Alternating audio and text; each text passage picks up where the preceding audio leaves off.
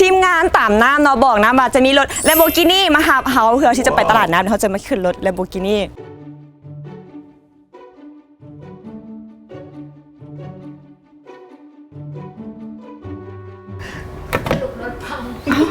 คือไข่บ่ได้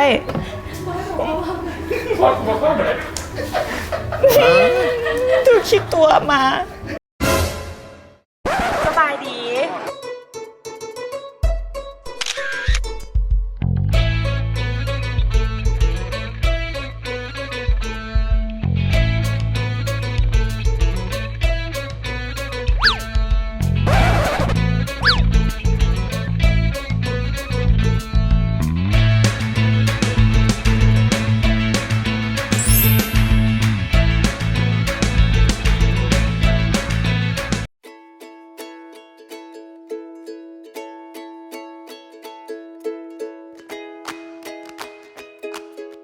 ตอนนี้เนาะทางรายการเขาจะบอกว่าจะมีรถเฟอร์รารี่มาหับทีมงานเฮาเนาะบอกเฮามาว่าจะมีรถเฟอร์รารี่มาหับน้ำเนาะโอ้ขอโทษทีมงานตามน้ำเนาะบอกนะว่าจะมีรถ Lamborghini มาหับเฮาเพื่อที่จะไปตลาดน้ำเขาจะมาขึ้นรถ Lamborghini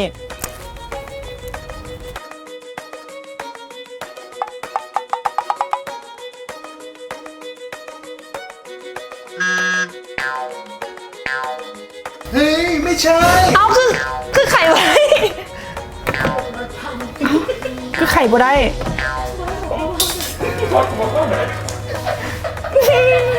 ถูกคิดตัวมาโอ้ยหาความรักความเมตตาเดี๋ยวพาไปขึ้นอีกคันหนึ่งเด็กขึ้นคันนี้เอาฉันบอกจะให้ขึ้นกันโบคินลี่คันนี้โมเมนต์หวาขึ้นได้ป่ะเนี่ยฮัลโหลเสียว่าไงเสียมีกุญแจแล้วพามาเพื่อแลมโบกินี่ลงน้ำได้อีกนี่ลงไม่ได้ต้องไปลองบนเสื้อต้องไปลองโอเคไปเลย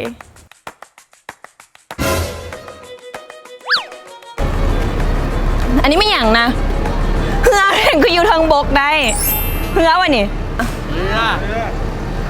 รถด้วยเฮ้ยมีกล่องล้อมีล้อแบบใหญ่แหงเฮ้ยขับข้างหน้าเป็นแบบขับแบบอันนี้นะคือโจรสลัดนะแต่มันขับในไส้ได้แท้บอกอาจจะไส้บ่ได้ติบอกอุ้ยมีน้ำออกมาอีกเฮือของแท้นี่ตอนนี้เขากำลังมาฮอดตลาดน้ำแล้วตลาดน้ำ4 ภาคพัทยาเนาะอยู่พัทยาแล้วเขากำลังมาตลาดน้ำเดี๋ยวเขาจะขับไปเปิดทางในเนาะเฮ้ยก็จะบอกว่าเขาฟรีนั่นบอกนำมา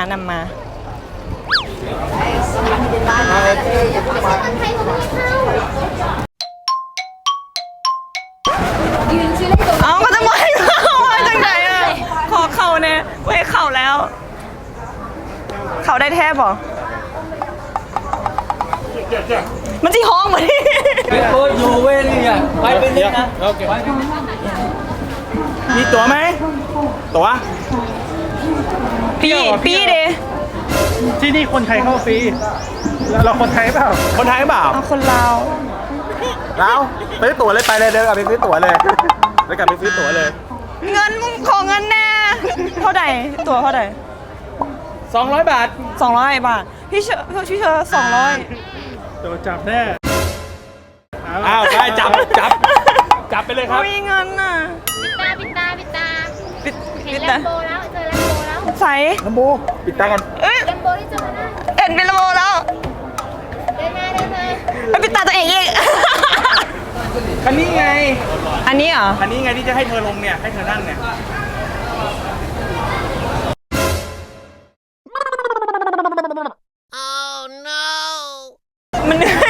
มันคือบูมีแหงคือคันนั้นมั้งก็แค่ได้มั้งแต่อันนี้ลงน้ำได้แต่นี่ลงน้ำได้ลงน้ำไม่ได้นะเริ่มงามขึ้นแล้วทางเป็นรถข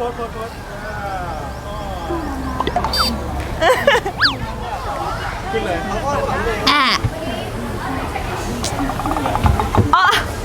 เฮ้ยฟีลลิ่งคือเลยแต่อยากขึ้นรถคันนั้นเมื่อกี้หน่อยกลัวเหยียบคันเร่งปล่อยคันเร่งแล้วเหยียบคันเร่งใหม่อีกทีนึงในน้ำละพี่เราจะไม่มีการเบรก ใช้วิธีการถอยหลังเอา นะไม่เอาแล้วจะไปรอดไหมนี่ ถอยหลังยังไงถอยหลังยังไง เอางี้เทรนกับรอบหนึ่งไหมเดี๋ยวลงไปเทรนรอบหนึ่งก่อนแล้วค่อยถ่าย บอนี่เอาแบบเพียวๆเลย เอาแบบเพียวๆเลย กเอาแบบ กลัวจะไปหมุน ส้ม กลาง ๆเลย น้ำ แบบเปรี้ยว ค่อยๆขับค่อยๆ ๆเขาก็เริ่มคับไปแล้วนะหุยแต่มันแบบหนักอ่ะแล้วเขาต้องแบบเหยียบแบบพลัง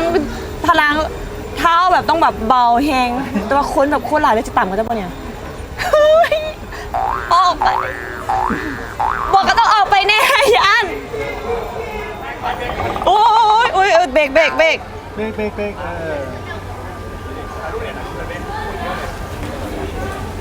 แฟนคลับมานั่งท่า แฟนคลับชาวจีน แฟนคลับมายืนท่าคิ้ว ดังขนาดนี้เหรอดังจริงเหรอ บอกไผ่บุ้งจากลูกน้ำอุ้ยแบบเบิงคืองามหมดเลยบางทีแบบฟีลลิ่งแบบขับรถถอยหลังแล้วแบบขี่รถเฟอร์รารี่มือเดียว ครับโบ แลมโบกับรถขี่แลมโบมือเดียวนะ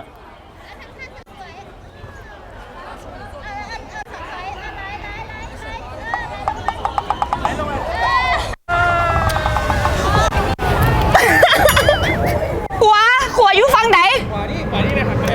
หักไปใส่เพื่อไม่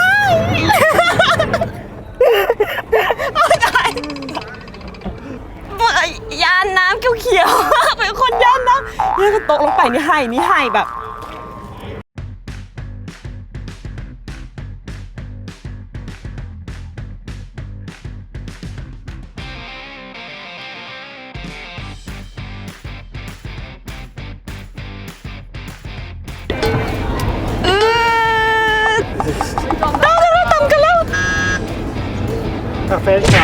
แฟนคลับโอ้ยเราตำมือ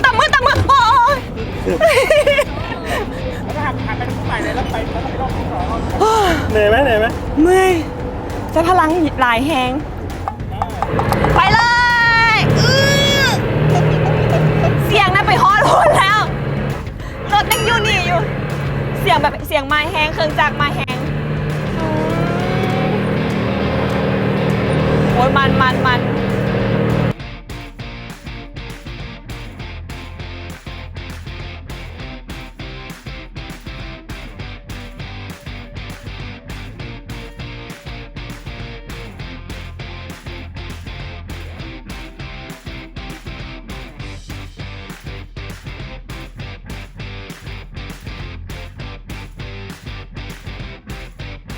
เฮ้ยมันแบบโอเคเลยแบบมวนดีได้มันเป็นคือแบบเขามีรถอยู่ในน้ำได้จังใดใครที่ว่าอยากเล่นการ์ดต้องมาขับคันนี้บอกเลยว่าต้องไปฟิตเนสคันนี้แหละ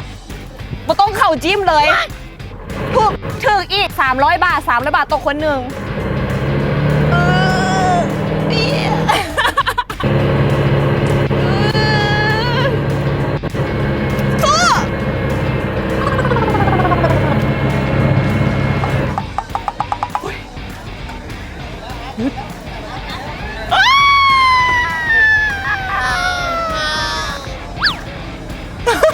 ได้ละเริ่มแบบโฟลว์ละว่าความยากมันอยู่บนนี่แหละ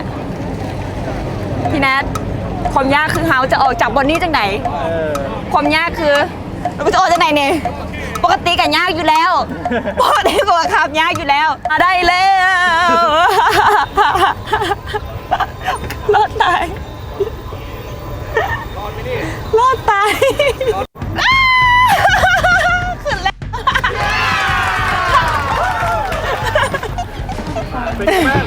โอ้ยมันหาคู่ขับเฟอร์รารี่แบบลุยน้ำเป็นแบบนี้นี่เองบอกเลยเผาผ่านแคลอรี่เป็นหลายร้อยแคลอรี่แหง200มื้อนี้ เป็นไงได้ขับลัมโบสมใจยังลงไปเลย ถอยรถได้ป่ะเนี่ย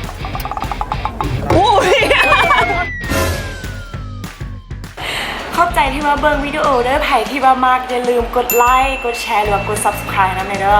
ถ้าหากเป็นไปได้กดได้ทุกทางให้ดีเลยเพื่อน้ำจะได้เห็นวิดีโอดีๆต่อไปออกมาอีก